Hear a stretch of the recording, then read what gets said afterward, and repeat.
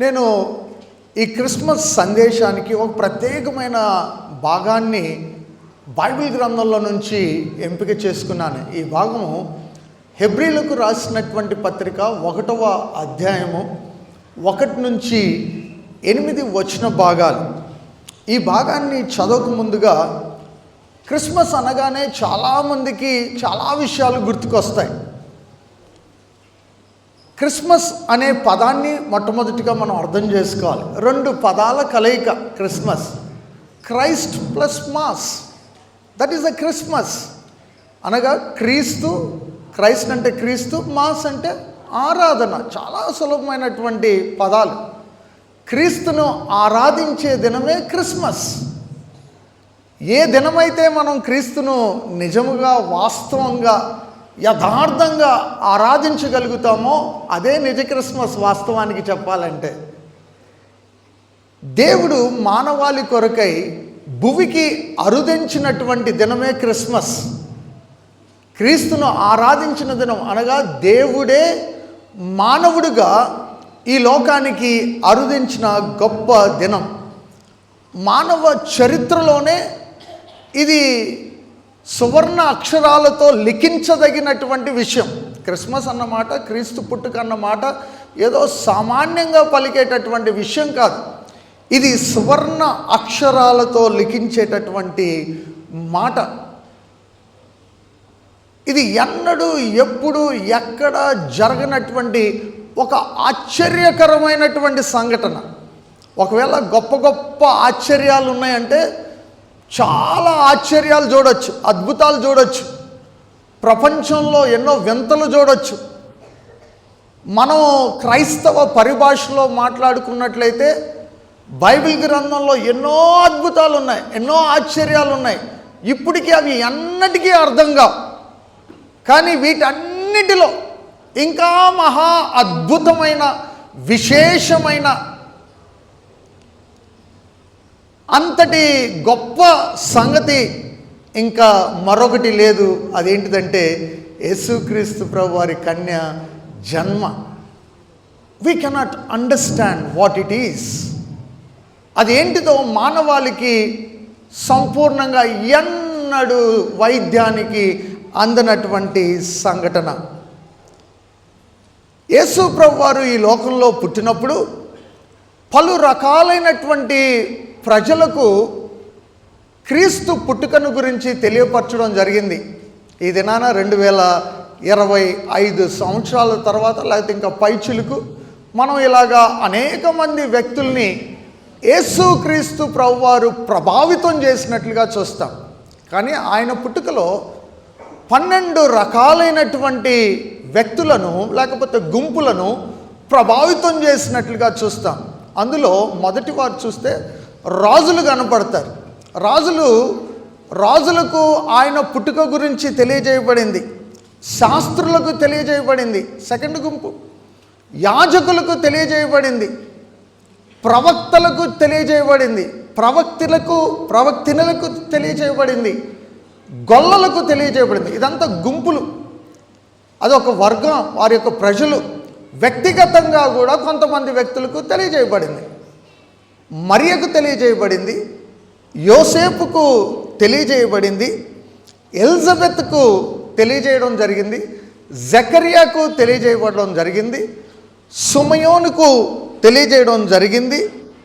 ఆ తర్వాత నేను ఇంకొక వ్యక్తిని, గుంపును మరిచాను, అది జ్ఞానులకు తెలియజేయడం జరిగింది. 12 రకాలైన, అంటే ఈ క్రిస్మస్ సన్నివేశాల్లో, నేటివిటీలో వీళ్ళందరూ కనబడుతూ ఉంటారు రకరకాలైనటువంటి విధానాల్లో. ఇది క్రిస్మస్ అనగానే గుర్తు చేసుకోవాల్సిన కొన్ని విషయాలు మీకు చెప్పి నా బైబిల్ భాగంలోనికి వెళ్తాను. చాలా కొన్ని క్షణాలు, కొన్ని విషయాలు మీతో పంచుకుంటాను. Christmas is a historical event.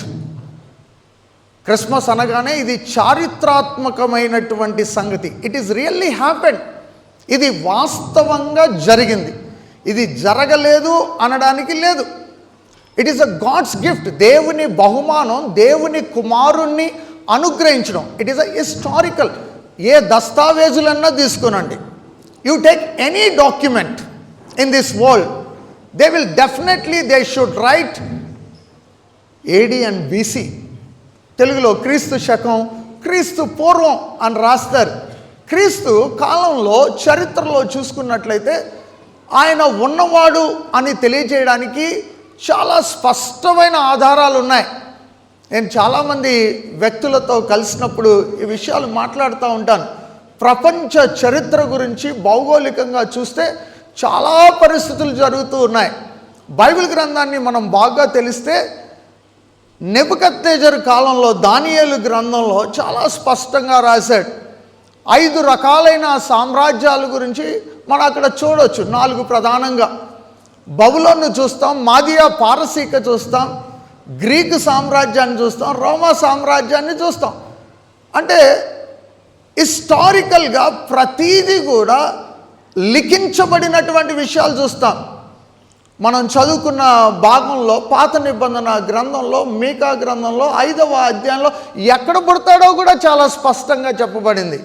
700 సంవత్సరాల క్రితమే యెషయా గ్రంథంలో చెప్పబడింది. There are so many evidences, చాలా ఆధారాలు ఉన్నాయి. గుర్తుపెట్టుకోవాలి, క్రీస్తు పుట్టుక అన్నది వాస్తవికం. చాలామంది జరిగిందో లేదో, లేకపోతే క్రైస్తవ లోకానికి అంత ప్రశ్న ఉండకపోవచ్చు, కానీ బయట ప్రపంచానికి ఇది చాలా కొత్తగా వింతగా అనిపిస్తుంది. నేను ఇంకా మాట్లాడాలంటే క్రీస్తు మానవ దేహంతో మాత్రమే ఈ లోకంలోకి వచ్చాడు. అంతకుముందే క్రీస్తు ఉన్నాడు. ఈ విషయాన్ని తెలుసుకోవాలి. క్రీస్తు నిత్యుడైనటువంటి వాడు. మనం చదువుకుంటా ఉన్నప్పుడు యెషయా గ్రంథంలో మీరు 9వ అధ్యాయంలో 6వ వచనంలో చదువుతున్నప్పుడు నిత్యుడగు తండ్రి, ఈయన ఎవరికి పేరు పెట్టారంటే అది తండ్రి అయిన దేవునికి కాదు, కుమారుడైన యేసుక్రీస్తు వారికి పెట్టిన పేరు. అది is eternal God, is no beginning no end. ఆయనకు ఆరంభం లేదు, ఆయనకు అంతం లేదు. ప్రకటన గ్రంథంలో చూస్తే నేను అల్ఫా ఒమేగా అని చెప్పాడు. So is a historical person. మన యొక్క భూలోకానికి ఆయన అవతరించాడు, ఆయన అరుణోదయ దర్శనంగా ఆయన వచ్చాడు అనడానికి it's the greatest evidences we find in the Bible and in history. చరిత్రలో మనం చూడగలుగుతాం. 2వ సంఘటన జ్ఞాపకం చేస్తాను. క్రిస్మస్ దినాల్లో మనం గుర్తు చేసుకోవాలి. Christmas is a joyful thing. ఇది చాలా సంతోషకరమైనటువంటి సంగతి. క్రిస్మస్ అంటే చాలామంది వాక్యాన్ని కాబట్టి చాలా సీరియస్గా తీవ్రంగా వింటున్నారేమో. నిజంగా వాస్తవానికి ఇట్స్ ఎ జాయస్ట్ అకేషన్. ఇంతకంటే సంతోషకరమైనటువంటి విషయం మరొకటి లేదు. ఎందుకు అన్నట్లయితే ఆయన పుట్టుక ద్వారా కలిగినటువంటి గొప్ప సంగతులు. ఆయన ఇలాగ మాట్లాడతాడు, బాగా తెలిసినటువంటి వాక్యం. యోహాను సువార్తలో 3వ అధ్యాయంలో 16వ వచనంలో దేవుడు లోకమును ఎంతో ప్రేమించును. We can see his love. దేవుడు మానవాల్ని ప్రేమించడం ద్వారా ఆయన ఈ లోకానికి రావడం అనేది చాలా సంతోషకరమైనటువంటి విషయం. నిన్ను నన్ను ప్రేమించి ఒక చిన్న వస్తువు ఇస్తేనే ఎంతో సంతోషపడిపోతాం. ఒకవేళ నేను అవసరతలో ఉంటే నా అవసరత మొత్తం ఎవరైనా తీర్చేస్తే దానంత సంతోషం ఇంకొకటి ఉండదు. ఒకవేళ నేను ప్రాణాపాయంలో ఉంటే నా ప్రాణాన్ని రక్షిస్తే దానంతటి కంటే ఆనందం ఉండదు. కానీ ఈయన తన ప్రాణాన్ని ఇచ్చి మానవాళికి గొప్ప రక్షణను కలుగజేయడానికి వచ్చాడు. ఇంతకంటే గొప్ప సంతోషకరమైన వార్త మరొకటి ఉండదు. అందుకనే లూకాసు వార్తలో 2వ అధ్యాయంలో ఆ మాట రాశాడు. సంతోషకరమైనటువంటి వార్తను ఆయన భూమికి తీసుకొని వచ్చాడు. 3వది, క్రిస్మస్ ఈజ్ ఎసెన్షియల్. ఇది మనకు అవసరం. క్రిస్మస్ అనేది మనకు అవసరం. ఎందుకు అవసరం అన్నట్లయితే ఒకవేళ క్రీస్తే రాకపోతే మానవాళికి పాపక్షమాపణ, రక్షణ, నిత్యత్వం గురించి అర్థమయ్యేది కాదు. దేవాది దేవుడు పరలోకాన్ని విడిచి ఈ మానవ లోకానికి వచ్చి ఆయన మానవాళికి రక్షణను కలగజేయడానికి తన ప్రేమనంతటిని కూడా మానవులకి కనపరిచాడు. నేను ఇలాగ మాట్లాడతాను. యేసు ప్రభువారు ఈ లోకానికి వచ్చినప్పుడు కేవలం చిన్న బాలుడిగా వచ్చాడు అనుకోవడం కంటే ఆయన పేరులోనే ఇలాగ అర్థాలు కనపడుతున్నాయి. యేసు అంటే అర్థం ఏంటిది అన్నట్లయితే రక్షకుడు. Jesus means saviour. ఆయన రక్షకుడు. క్రైస్ట్, క్రీస్తు అన్నట్లయితే అభిషక్తుడు, మెస్సయా, ఈజ్ ఎ కింగ్. అంత మాత్రమే కాదు, ఇంకో మాట చదువుతాం మత్తయి సువార్తలో 1వ అధ్యాయంలో 21వ వచనంలో ఆయనకు ఇమ్మానుయేలను పేరు పెట్టబడెను అని చూస్తాం. అంటే భాషాంతరమున దేవుడు మనకు తోడని అర్థం. ఆయన మనల్ని కాచేవాడు, కాపాడేవాడు, భద్రపరిచేవాడు. మానవులంటే ఆయనకు అమోఘమైనటువంటి ప్రేమ, ఇష్టం. సకల జీవులలో, సకల ప్రాణులలో చాలా ప్రత్యేకమైన వారు ఎవరు అంటే మానవులే. ఇక్కడ కూర్చున్న ప్రతి ఒక్కరు కూడా చాలా ప్రెషస్, చాలా అమూల్యమైన వారు. దేవునికి మానవుల పట్ల ఉన్నటువంటి అమోఘమైన ప్రేమ. మీరు అనుకోవచ్చు చాలాసార్లు మనల్ని తృణీకరించేవారు చాలామంది ఈ లోకంలో కనబడతారు. ఒక్కోసారి సొంత వారే కూడా మనల్ని వద్దనుకుంటారు. నేను బాగా కనబడుతున్న సేపు చాలామంది ప్రేమించవచ్చండి. నాకు ఆస్తి అంతస్తులు ఉన్నప్పుడు, ఐశ్వర్యం ఉన్నప్పుడు, బలం ఉన్నప్పుడు, బలగం ఉన్నప్పుడు, పలుకుబడి ఉన్నప్పుడు ఎంతమంది వస్తారో వెనకాల. ఒకవేళ నా ఆరోగ్యమే క్షీణించిపోతే ఒక్కడూ రాడండి. నా ఐశ్వర్యం పోతే ఎవడు అసలు నన్ను పట్టించుకోడు. కానీ నా దేవుడు యేసుక్రీస్తు ప్రభువారు అలా కాదు. ఆయన మానవాళి పట్ల అమోఘమైన ప్రేమను కలిగి ఉన్నాడు. ప్రతి వ్యక్తి పట్ల కూడా. కొన్నిసార్లు మనం ధిక్కరించి చీకొట్టి మన పిల్లల్ని కూడా నాకొద్దు అని చెప్పేస్తాం. దేవుడు ఎన్నడూ కూడా అలా చెప్పడు.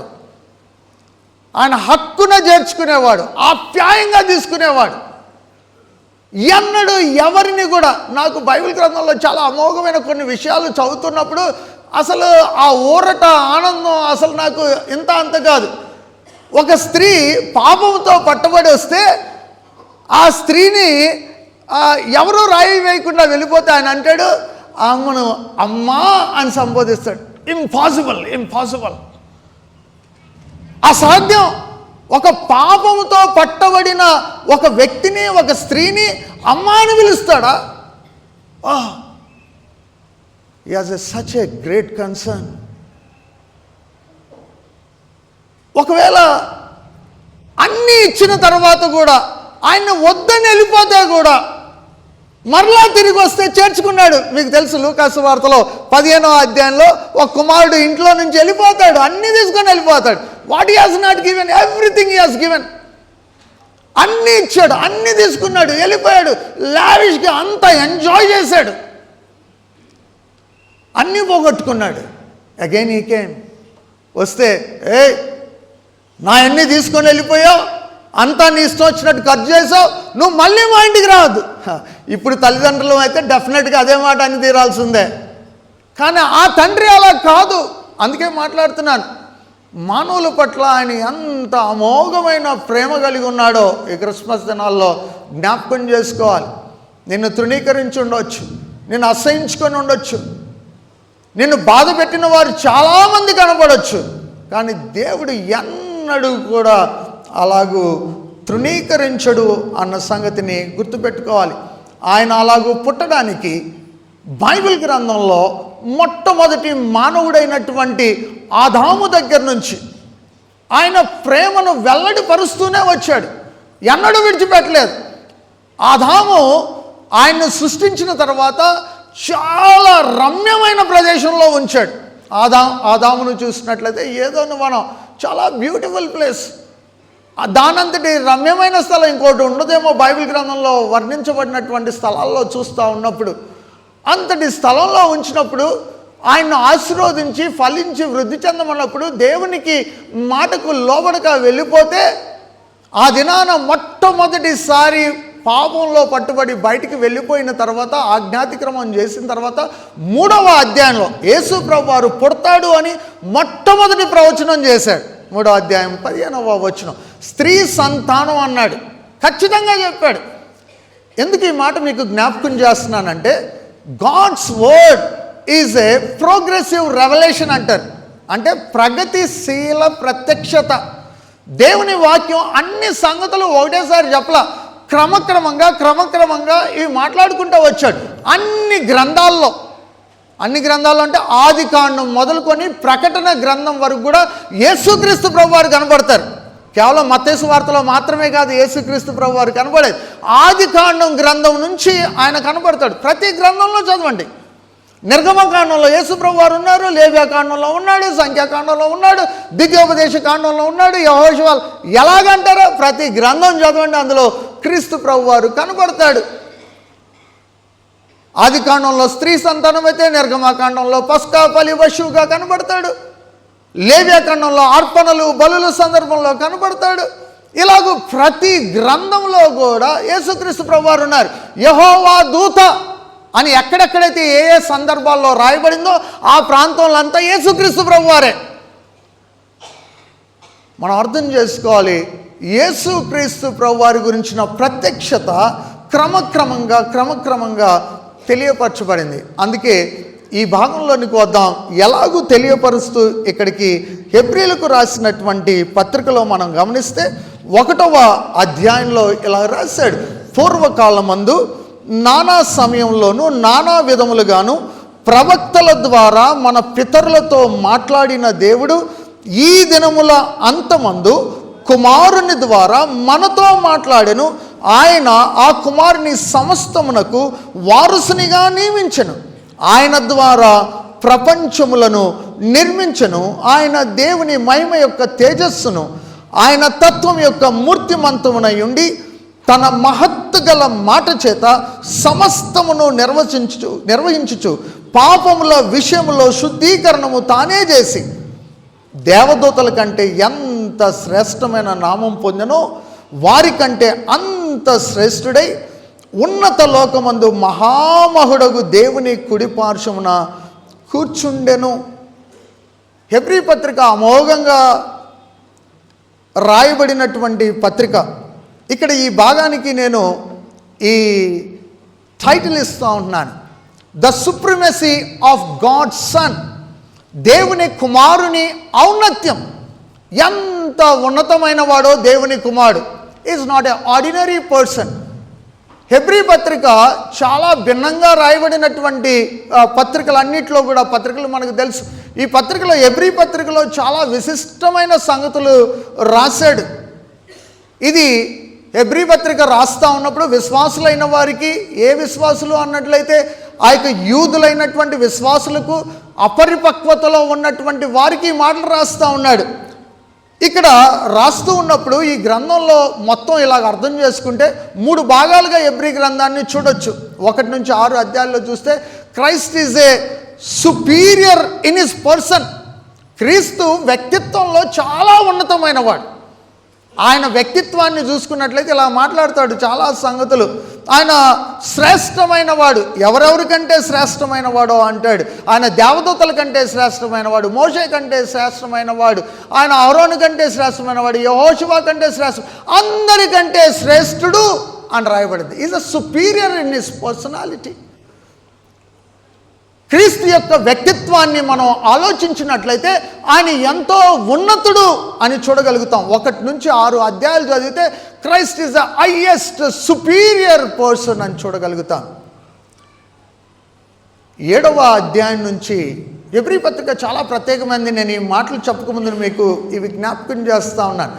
7వ అధ్యాయం నుంచి 10వ అధ్యాయం వరకు చూసినట్లయితే 7 to 10 చాప్టర్స్లో Christ is a superior then the priest అని చూడొచ్చు. అనగా యాజక గుంపులోనే ఆయన చాలా ఉన్నతమైనటువంటి వాడు. మెల్కీసెదకు క్రమం చొప్పున అబ్రహాం విషయంలో చూస్తాం. దాని తర్వాత హెబ్రీలకు రాసినటువంటి పత్రికలోనే ఈ భాగాన్ని మనం చూస్తాం. Christ is a superior in his priesthood. ఆయన యాజకత్వంలో చాలా ఉన్నతమైనటువంటి వాడు అని మనం చూస్తాం. 3వదిగా మనం అర్థం చేసుకుంటే ఈ గ్రంథంలో following Christ is a superior thing. క్రీస్తును అనుకరించడం 11 నుంచి 13 అధ్యాయాల్లో ఈ భాగాన్ని చూస్తాం. ఈ హెబ్రీ పత్రికలో మనం అర్థం చేసుకున్నట్లయితే యేసు ప్రభువారు అంత అత్యున్నతమైన వాడు అని చెప్పడానికి ఆయన రాబోయే సంగతులను, గతంలో సంగతులను, వర్తమాన సంగతులను అన్నిటినీ ఎరిగినవాడు అని పేతురు పత్రికలో రాస్తూ ఉన్నాడు. ఈ హెబ్రీ పత్రికలో నేను క్లుప్తంగా కొన్ని లక్షణాలు, కొన్ని సంఘటనలను జ్ఞాపకం చేస్తా.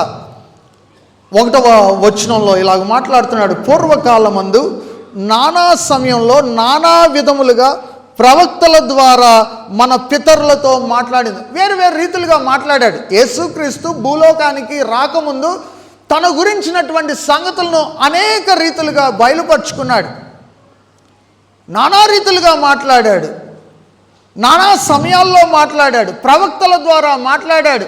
వారికి తప్పనిసరిగా ఇలాంటి ఆజ్ఞలు చేయాలని, గైకొనాలని వారికి బోధించాడు. ఎన్ని విధాలుగా చెప్పాడో. దేవుని యొక్క ప్రజలకు ఆయన ఒక ప్రత్యేకమైన జనాంగాన్ని ఎన్నుకున్నాడు. వారికి దేవుని మాటలు రాయించి ఈ నిబంధనలు ఇవన్నీ కూడా గైకొనాలన్నాడు. ఆజ్ఞలు ఎన్ని అన్నట్లయితే మనకు పలకల మీద రాయబడిన ఆజ్ఞలు 10 చూస్తాం, కానీ 613 ఆజ్ఞలు ఉన్నాయి. 613 ఆజ్ఞలు వాళ్ళు చేయాలి. మానవుడు ఇలాగ బ్రతకాలి అని సెలవిచ్చాడు. నానా రీతులుగా మాట్లాడాడు. రాజ్యాలు ఇచ్చాడు, రాజులను ఇచ్చాడు, ప్రవక్తలను ఇచ్చాడు, న్యాయాధిపతులను ఇచ్చాడు. కానీ ఎవరు కూడా ఆయన ఆశించిన మేరకు ఉండలేదు. అలా మాట్లాడినటువంటి దేవుడు ఈ మాటలు మాట్లాడుతున్నాడు. ఈ దినముల అంతమందు కుమారుని ద్వారా మనతో మాట్లాడెను. ఆ దేవుడు అనగా ఆ దినాల్లో మాట్లాడిన దేవుడు. మీరు బాగా గుర్తుపెట్టుకోవాలి. యేసు ప్రభువారికి మాత్రమే ఆ వ్యక్తిత్వం ఉంది, మాట్లాడేటటువంటి వ్యక్తిత్వం. ఆయన మాత్రమే మాట్లాడగలుగుతాడు, లేకపోతే మానవులతో సంభాషించగలుగుతాడు. నేను చాలా కాలం క్రితం ఒక ట్రాక్ చదివాను, ఒక కరపత్రం. మాట్లాడే మనిషికి మాట్లాడే దేవుడు కావాలి. మనిషి మాట్లాడగలుగుతాడు. నేను అందుకే చెప్పాను, మానవుడు చాలా అమోఘమైన వ్యక్తి. ఈ మాట్లాడేటటువంటి వ్యక్తికి మాట్లాడే దేవుడు కావాలి. ఈ దేవుడు మాట్లాడే దేవుడు. ఆయన మనుషులతో మాట్లాడేటటువంటి దేవుడు. ఈ దేవుడి గురించి అర్థం చేసుకోవడానికి ఒక 8 సంగతులు ఇప్పుడు చదివిన భాగంలో నేను మాట్లాడతాను. మొట్టమొదటి సంగతి అక్కడ చూసినట్లయితే, ఆయన కుమారుడు, దేవుని కుమారుడు. ఏ కుమారుడు అంటే సన్ ఆఫ్ గాడ్. ఆయన దేవుని కుమారుడు. త్రిత్వంలో మనం నైసియా ప్రమాణంలో చూస్తూ ఉన్నట్లయితే మనం ఎప్పుడు కూడా జ్ఞాపకం చేసుకుంటాం, తండ్రి, కుమార, పరిశుద్ధాత్మ దేవులు, వీళ్ళు ముగ్గురు త్రిత్వమై ఉన్నారు. మొట్టమొదటి నుంచి ఉన్నవారు. ఆయన కుమారుడైనటువంటి దేవుడు. పుట్టినందుకు కుమారుడు కాదు. చాలామంది అనుకుంటారు పుట్టాడు కాబట్టి కుమారుడు అనుకుంటారు. కాదు కాదు కాదు ఆయన మొదటి నుంచే ఆయన కుమారుడైనటువంటి వాడు. ఆయన మొదటి నుంచే కుమారుడైనటువంటి వాడు. ఇక్కడ అంటున్నాడు is a son of God. ఈ మాటలు అర్థం చేసుకోవాలి. భూమి మీదకి ఆయన అరుదించినప్పుడు ఆయన సంపూర్ణమైన మానవుడు, సంపూర్ణమైన దేవుడు. ఈజ్ 100% అనట్లేదండి, సంపూర్ణంగా మానవుడు, ఆయన సంపూర్ణంగా దేవుడు. 2 లక్షణాలు కూడా ఆయన కలిగి ఉన్నాడు. దీన్ని ఏమంటారంటే, ఇది సిద్ధాంతపరమైనటువంటి బోధనలో హైపోస్టాటిక్ యూనియన్ అంటారు. ద్వంద్వ లక్షణాలు కలిగి ఉన్నాడు. 2 లక్షణాలు ఒకటేసారి కలిగి ఉన్నాడు. ఎలాగంటే, మానవుడిగా ఆయన అలసిపోయాడు, మానవుడిగా నిద్రపోయాడు, మానవుడిగా ఆకలి కొన్నాడు, మానవునిగా ఆయన దాహం వేసింది. ఈజ్ ఎ మ్యాన్ అని చెప్పడానికి అనేకమైనటువంటి దృశ్యరూపకమైనటువంటి సంఘటనలు మనం బైబిల్ గ్రంథంలో చూడగలుగుతాం. అట్ ద సేమ్ మూమెంట్, అదే సమయంలో ఈజ్ ఎ 100% సంపూర్ణమైన ఆయన దేవుడు కూడా. ఆయనకు సమస్తము కూడా ఆయనకు లోబడతా ఉన్నాయి. ఆయన మాటకు సృష్టి లోబడతా ఉంది. ఆయన మాటకు దయ్యాలు వెళ్ళిపోతూ ఉన్నాయి. ఆయన మాటకు అనగా పుట్టుగుడ్డివాడు, అనగా పుట్టుకతోటే. గుర్తుపెట్టుకోండి, అద్భుతం, ఆశ్చర్యం అంటే పుట్టుకతోటి ఉన్నటువంటి వారిని ఏదైతే లోపం ఉందో దాన్ని బాగు చేయగలిగిన వాడు, ఎప్పుడూ చూడని వాడు, ఎప్పుడూ నడవని వాడు, అలాంటి గొప్ప కార్యములను చేయగలిగిన వాడు. కాబట్టి ఈయన సంపూర్ణమైనటువంటి దేవుడు, దేవుని కుమారుడు. Is a son of God. ఆయన దేవుని కుమారుడు అని మాట్లాడుతూ ఉన్నాడు. 2వ సంగతి అక్కడ మీరు అర్థం చేసుకుంటే, ఇక్కడ 8 విషయాలు నేను మీతో మాట్లాడుతాను. 2వది, ఆయన సమస్తమునకు వారసుడు, హైర్ ఆఫ్ ఆల్ థింగ్స్. ఈ లోకంలో ఉన్న వాటన్నిటి మీద ఆయనే వారసుడు. ఈ లోకంలో ఎన్ని సంగతులు ఉన్నాయో ఇవి ఏవి కూడా మానవుడు తన సొంతము అనుకోవడానికి లేదు. ఈ యొక్క భూమి నాదే, ఆకాశం నాదే, పశువులు నావే, సమస్తము కూడా ఆయనవే. ఎవరికి దేవుడు ఇవ్వాలనుకుంటాడో, ఎవరిని దేవుడు ఇచ్చేస్తాడో, ఏదైతే అధికారం ఇవ్వాలనుకుంటాడో అది వారికి అనుగ్రహిస్తాడు. మానవుడు ఎవ్వరు కూడా తనంతట తాను పొందుకోవాలని ప్రయత్నం చేస్తే అది రానే రాదు. రాజులే కానీ, అధికారాలే కానీ, ఇంకేదైనా తీసుకునండి ఈ లోకంలో. కొన్నిసార్లు మనం ఇలాగ అనుకుంటాం, మనమే అందరినీ కిందకి పడేయచ్చు, మనమే కొందరిని పైకి తీసుకెళ్ళచ్చు. నో, ఎవరూ చేయలేరు. నెబుకద్నెజరును రాజరికం ఇచ్చింది దేవుడే, రాజుగా తీసేసింది కూడా దేవుడే. నెబుకద్నెజరు గడ్డి తినేటట్టుగా చేసింది దేవుడే. అంటే ఆయన వారసత్వం కలిగిన వాడు, సమస్తం మీద కూడా సమస్తానికి వారసుడు. He is the heir of all things. ఆయన అంతటి మహామహుడు. మూడవ సంగతి జ్ఞాపకం చేస్తాను, త్వరతంగా నేను వెళ్తాను. అక్కడ ఏమని రాశాడంటే 2వ వచనంలో ఆయన ప్రపంచ నిర్మాణకుడు, creator of the world. Who is ఈ యేసుప్రభువు వారు ఈ మాట్లాడినటువంటి దేవుడు ఎవరు అన్నట్లయితే he is the creator of the world. కొలసీలకు రాసిన పత్రికలో 1వ అధ్యాయంలో ఈ మాటలు కనపడతాయి. నేను ఆ మాటలు చదువుతున్నాను. 1వ అధ్యాయంలో ఇలాగూ కనపడుతుంది. 15వ వచనంలో ఆయన అదృశ్య దేవుని స్వరూపి అయి సర్వ సృష్టికి ఆది సంబద్ధుడై ఉన్నాడు. ఎలయనగా ఆకాశమందున్నవి, భూమి మీద ఉన్నవి, దృశ్యమైనవి కానీ అదృశ్యమైనవి కానీ, అవి సింహాసనములైనను, ప్రభుత్వములైనను, ప్రధానులైనను, అధికారములైనను, సర్వమును ఆయన యందు సృజింపబడెను. సర్వమును ఆయన ద్వారా, ఆయనను బట్టి సృజింపబడెను. ఆయన అన్నిటికంటే ముందుగా ఉన్నవాడు, ఆయనే సమస్తమునకు ఆధారభూతుడు. Is a creator. ఎవ్రీథింగ్, కనబడేవి, కనబడనివి, మనకు కొన్ని కనబడతాయి, కొన్ని కనబడవు. ఇన్విజిబుల్ థింగ్స్ ఉన్నాయి, విజిబుల్ థింగ్స్ ఉన్నాయి. కనబడని సంగతులను, కనబడే సంగతులను ఆయన సృష్టించిన వాడు. Creator of the world. ప్రపంచాన్ని నిర్మించాడు, ప్రపంచంలో సంగతులను నిర్మించాడు. ఈ దినాన చూస్తే మానవాళికి అమోఘమైన జ్ఞానాన్ని ఇచ్చి అనేకమైన కొత్త కొత్త సంగతులను ఇన్వెంట్ చేస్తున్నాడు, కనుగొంటున్నాడు. చాలా సంగతులు ఇప్పుడున్న టెక్నాలజీని ఏమంటారండి? AI, artificial intelligence. అంటే ఎంత అమోఘమైన జ్ఞానం! దాని ద్వారా ఎన్ని సంగతులు చేయగలుగుతున్నాడు మానవుడు. ఇలాగా చాలా రకరకాల ప్లాట్ఫామ్స్ వచ్చేసినాయి. ChatGPT తెలియని వాళ్ళు ఎవరు ఉండరు బహుశా, ఇప్పుడు చదువుకున్నటువంటి దినాల్లో వాడని వారు ఉండరు. The technology is increasing. Robots, lot of technology, lot of technical information, media, ఇవన్నీ కూడా కనబడుతూ ఉన్నాయి. వీటన్నిటికీ జ్ఞానం ఇచ్చింది ఎవరు అన్నట్లయితే చేయడానికి మళ్ళీ దేవుడే. ఆయన సమస్తానికి ఆయనే సృజించిన వాడు, నిర్మాణకుడు. మానవుడు తనంతట తానుగా ఏది గాల్లో నుంచి నిర్మించుకోలేడు. గుర్తుపెట్టుకోండి, if anybody is inventing, is not inventing by his own, but out of the things what God created. దేవుడు సృజించినటువంటి వాటిలో నుంచే చేయగలుగుతున్నాడు. నేను చాలా కాలం క్రితం ఒక ఇలిస్ట్రేషన్ ఇలాగా విన్నాను.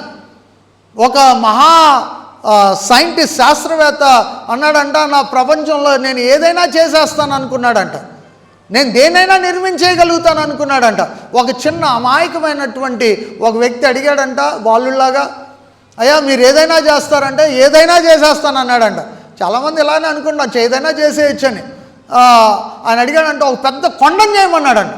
పెద్ద కొండను చేయమంటే, హో ఇదెంత పెద్ద పని, చాలా సులభంగా చేసేస్తాను అనుకున్నాడంట. ఏముంది, జేసీబీ తీసుకొస్తా, బుల్డోజర్లు తీసుకొస్తా, అక్కడ మట్టి తవ్వుతా, ఇక్కడ రాళ్ళు తీసుకొస్తా, పెద్ద గుట్టగా వేసేస్తా. ఓ పెద్ద కొండ కట్టడం పెద్ద కష్టం, కొండలు కట్టొచ్చు. నేను దుబాయ్ ప్రాంతంలో ఉన్నప్పుడు సముద్రాన్నే అడ్డుకట్ట వేసి సముద్రంలో ఇల్లు కట్టుకున్నారు. జుమేరా బీచ్ అంటారు. సముద్రంలో ఇల్లు కట్టుకున్నారండి, చాలా పెద్ద కాలనీ. మళ్ళీ దాని మీద ఎత్తైన భవనాలు కట్టుకున్నారు. చాలా సులభం అనుకున్నాడు.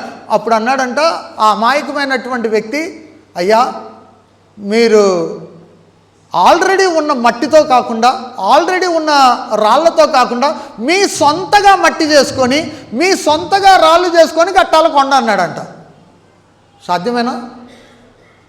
మట్టి చేయడం, రాళ్ళు చేయడం, నీ సొంతగా చేయండి, మట్టి చేయండి. You cannot make it.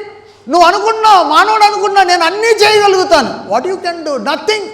నేను అంటాను, దేవుడు కానీ శక్తి ఇవ్వకపోతే నీ చిటికి నేలు కూడా కదపలేవు. నీ జలుబు నీ అంతటా నువ్వు బాగు చేసుకోలేవు. వస్తే జలుబు రాకుండా ఆపుకోలేవు. జలుబు వస్తే తలనొప్పి వస్తుంది. దేవుడు సృష్టికర్త మర్చిపోదు. ఆ దేవుడి గురించి యేసు ప్రభువారు ఎవరు అన్నట్లయితే is a creator of the world. ప్రపంచాల్ని నిర్మించినటువంటి వాడు అని మాట్లాడుతున్నాడు. 3వ వచనంలో మనం చదివినప్పుడు ఇలాగ ఉంటుంది. 4వ సంగతి ఇక్కడ, మహిమ యొక్క తేజస్సు, రేడియంట్ లైట్.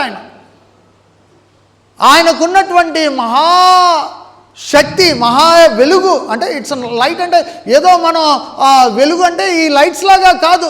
ఆయన కీర్తి, అమోఘమైనటువంటి కీర్తి, ఆయన మహిమ యొక్క తేజస్సు ఎవ్రీవేర్. You can imagine. ఇలాగంటాడు కీర్తనకారుడు 19వ కీర్తనలో చూసినట్లయితే ఈ యొక్క విశ్వం అంతా, అంతరిక్షం అంతా కూడా ఆయన యొక్క చేతి పనుల్ని ప్రచురం చేస్తున్నాయి. They are explaining who this God is.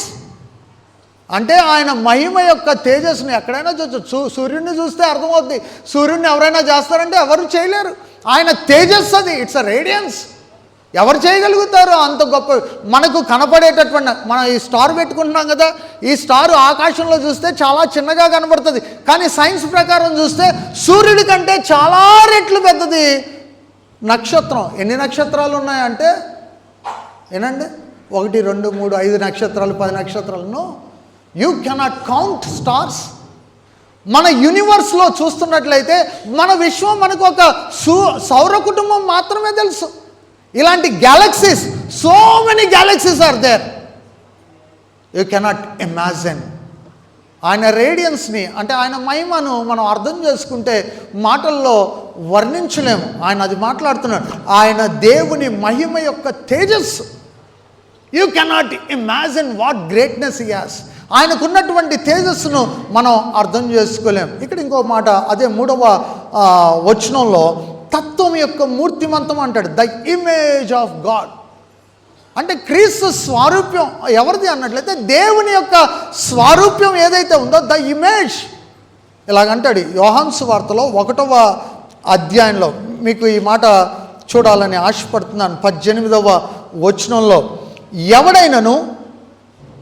ఎవడును ఎప్పుడైనను దేవుని చూడలేదు, తండ్రి రొమ్ముననున్న అద్వితీయ కుమారుడే ఆయన్ను బయలుపరచెను అన్న మాట చూస్తున్నాం. ఎవడును ఎప్పుడైనను దేవుని చూడలేదు. No one, never. ఎవడు ఎప్పుడు చూడలేదు.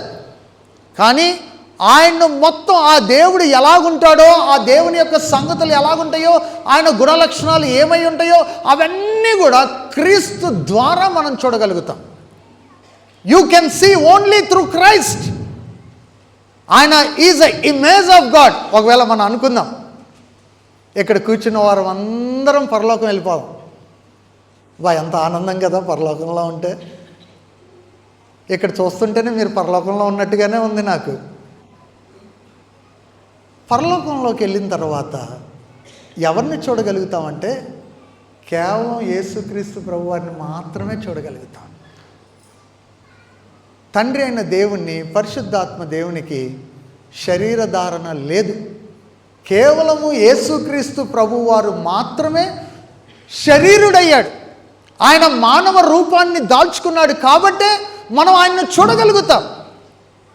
కాబట్టి నన్ను చూచిన వారు ఎవరిని చూసినట్టు? తండ్రిని చూచినట్టే. ఆయన గుణలక్షణాలు, తండ్రికి ఉన్న గుణలక్షణాలన్నీ, పరిశుద్ధాత్మ దేవుని యొక్క శక్తి, ఆయనకున్న ప్రభావం అంతటినీ, వీటన్నిటిని కూడా మనం యేసుక్రీస్తు ప్రభువారిలో చూడగలుగుతాం. Is a image of God. ఆయన చాలా స్పష్టంగా చెప్తాడు. మీకు ఇంకా అర్థం కావడానికి యోహాను సువార్త 5వ అధ్యాయాన్ని చూడండి. అక్కడ ఏమంటాడంటే, ఎన్నడూను ఆయన స్వరం వినలేదంటాడు. ఎవరి స్వరం అంటే తండ్రి స్వరం వినలేదంటాడు. చూద్దాం ఆ మాట కూడా. యోహాను సువార్త 5వ అధ్యాయం యోహాను సువార్త 5వ అధ్యాయము 37వ వచనాన్ని చదువుతున్నాను. మరియు నన్ను పంపిన తండ్రియే నన్ను గురించి సాక్ష్యం ఇచ్చుచున్నాడు. మీరు ఏ కాలమందైనను ఆయన స్వరము వినలేదు, ఆయన స్వరూపము చూడలేదు.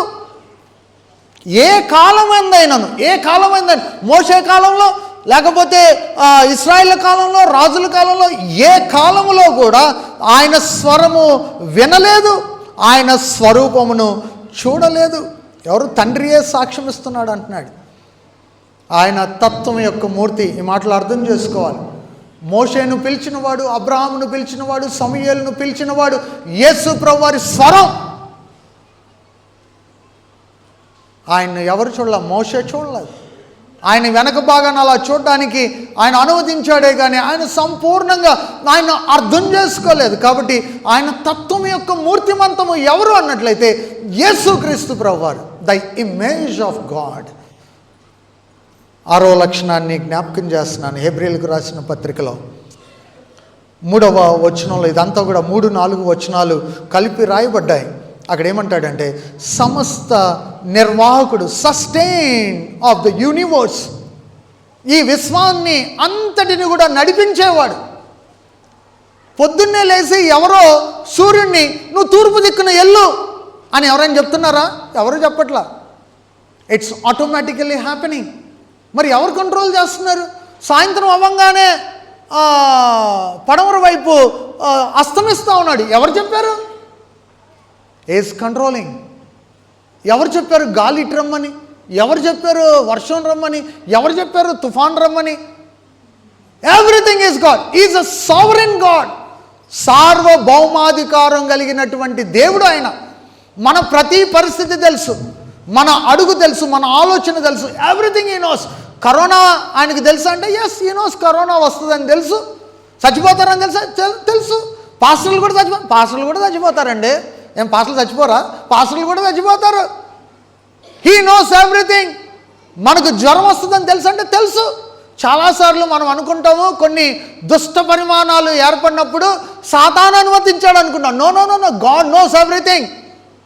మనం పెద్ద మీటింగ్ పెట్టుకున్నాం అనుకోండి, మీటింగ్ రోజు పెద్ద వర్షం వచ్చింది అనుకోండి, ఎవరు తీసుకొచ్చారు అనుకుంటాం? అవునా? మీటింగ్ పాడు చేసేది ఎవడండి? అసలు వర్షం తీసుకురావడానికి వాడికి ఏం అధికారం ఉందండి? He doesn't have any authority. Nature మీద వాడికి అధికారం ఉంటే ఈ పాటికలు అన్నీ పాడు చేసేవాడు. దేవునికే అధికారం ఉంది, సాతానుకు ఏ అధికారం లేదు. యోబును ముట్టుకోవాలంటే కూడా దేవుడు పర్మిషన్ ఇస్తేనే ముట్టుకున్నాడు. నేను ఈ మాటలో చెప్తాను నా సన్నివేశాన్ని. నేను ఇక్కడ నిలబడి ఈ వాక్యం చెప్తున్నాను, కానీ నా పరిస్థితిలో చాలా భిన్నమైన పరిస్థితులు ఉన్నాయి. కానీ నాకు ఇచ్చినటువంటి దేవుడు ఇచ్చినటువంటి ఆ విశ్వాసం, ధైర్యాన్ని బట్టి ఈ మాటలు మాట్లాడుతున్నాను. 4 నెలల నుంచి నా భార్య క్యాన్సర్ తోటి 4th స్టేజ్, అడ్వాన్స్డ్ B స్టేజ్లో పడకలో ఉంది. But we believe that God has allowed it. With faith we believe that He is with us. He is an Emmanuel God. ఆయన మాతో ఉన్నాడు. This morning before I start, we both worshipped. దేవుణ్ణి ఆరాధించాం. Yes Lord, you have allowed us. No, she cannot get up. 4 months. She is a very active college lecturer. Since August 26, she is unable to go out. ఎందుకు చెప్తున్నానంటే he knows that situation. దేవుడికి ఆ పరిస్థితి కూడా తెలుసు. Is such a sovereign God.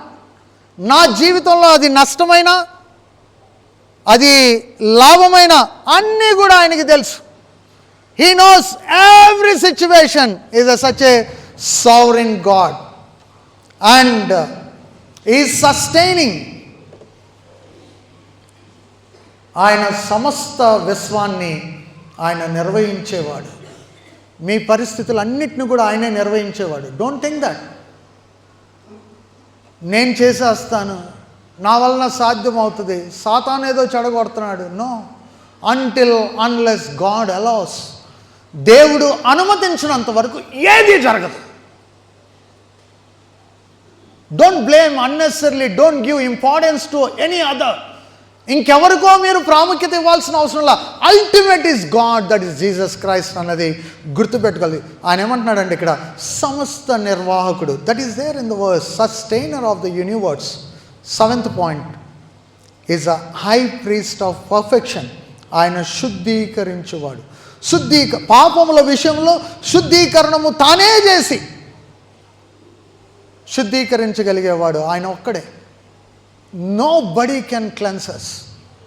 ఇలాగ యోహాను రాసిన మొదటి పత్రికలో 1వ అధ్యాయంలో మనం చదువుకున్న ఆ మాటలన్నీ నేను చెప్పడానికి సమయం లేదు కానీ, but when you go to the verse 7, 7వ వచనానికి వెళ్తే, యేసు రక్తము ప్రతి పాపము నుండి కడిగి మనల్ని పవిత్రులుగా చేయను. Nobody can cleanses. పవిత్రులుగా శుద్ధీకరించగలిగింది యేసు ప్రభు వారే.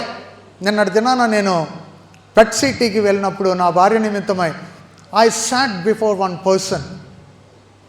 He's not a believer, but he is praying. ఆయన నేను కూర్చున్న స్థలంలో నాకు ఎదురుగా కూర్చొని అలాగొచ్చి ప్రార్థన చేసుకుంటున్నాడు. నేను ప్రార్థన చేసుకుంటుంటే, వై డు యూ ప్రే అని అడిగాను. నాకు ఆ వ్యక్తిని చూసిన వెంటనే, మేబీ సహజంగా ప్రార్థన చేసుకునేది క్రైస్తవులు అనుకుంటాం కదండి. ఆయన అడిగితే, ఈ లోకంలో చాలామంది ఆహారం లేకుండా చచ్చిపోతున్నారు, కాబట్టి నేను నా దేవునికి కృతజ్ఞతలు చెల్లించి నాకు ఇచ్చిన ఆహారాన్ని బట్టి. He's not a Christian but other faith. I don't want to express his faith, but I wanted to say. He said that 3 things. I absolutely wondered. చాలా ఆశ్చర్యం వేసింది ఆ యవనస్తుడు చెప్పిన మాటలు. Whenever I get up, I ask forgiveness from the lord. దేవుడి నుంచి నేను పాపక్షమాపణను కోరుకుంటాను, పశ్చాత్తాపపడతాను. నా జీవితం ఎంత భయంకరమో. He's a very young guy. He's working in MNC. రెండవ సంగతి చెప్పాడు, I give thanks to the lord. నేను దేవునికి కృతజ్ఞుడై ఉంటాను. I ask forgiveness. నేను చేసిన దానికి, నేను నిన్నటి దినాన బాగా జీవించలేదేమో, పొద్దున్న లేసి బాగుండలేమో, నా హైసైట్ బాగలేదేమో, నా వినికిడి బాగలేదేమో. I want ask forgiveness. ఎంతమంది ఉదయాన్నే లేచినప్పుడు, ప్రభువా నన్ను క్షమించని లెగుస్తారు? పడుకునేటప్పుడు ఎంతమంది క్షమించని పండుకుంటారు? I don't know. I was so embraced and ashamed. చాలాసార్లు క్రైస్తవ విశ్వాస జీవితాల్లో క్షమాపణ కనబడట్లేదు. రెండవది కృతజ్ఞత కనబడట్లేదు. We think that everything we got. Especially మనం సిటీస్లో ఉన్న ప్రజలను గమనించినట్లయితే, we take it as everything easy. మిడ్ నైట్లో కూడా మనకు అర్థం వస్తుందండి. పొద్దున్న 2ంటికి కూడా జొమాటో, స్విగ్గీ వాడు తిరుగుతూ ఉంటాడు. ఎక్కడికి వెళ్తాడంటే అన్నం తీసుకొని ఏదో ఐటెం తీసుకొని వెళ్తాడు. We take it very easy.